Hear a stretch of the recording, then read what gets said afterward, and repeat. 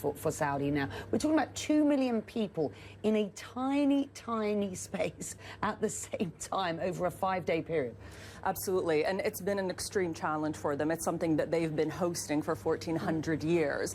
And over the last few years, over the last decade, they've definitely been investing more in infrastructure, whether it's creating wider bridges, bigger bridges to be able to access the points, having discussions with religious scholars about actually widening the space that is considered the holy territory where the rites can be performed. Security personnel are ever present.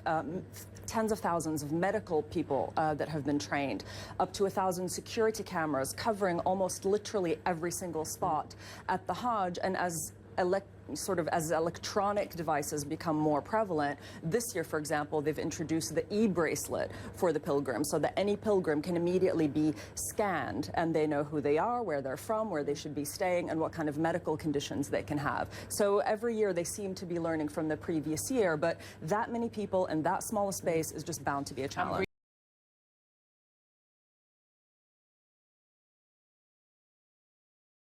It's the sense of the diversity.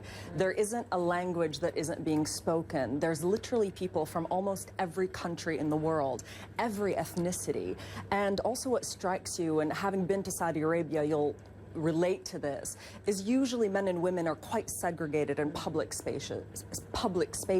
But at the Hajj, the men and the women are performing their rituals together, they're praying together, and because everyone is wearing the same white robe, which is intentionally meant to symbolize equality, you can't tell rich from poor.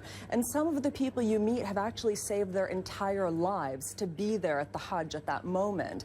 And so as journalists covering the Middle East, and this is something you definitely will be able to relate to, is we often meet people on some of the worst days of their lives, but this was a story where almost everyone you met, you were meeting on the happiest day of their life, and the tears were of tears of joy, especially today. Those pictures our viewers were just seeing from Mount Arafat, that is the spiritual climax, and you do see people really crying for joy, and that for us was quite unusual and something that you can't help but be affected by. How do the Saudis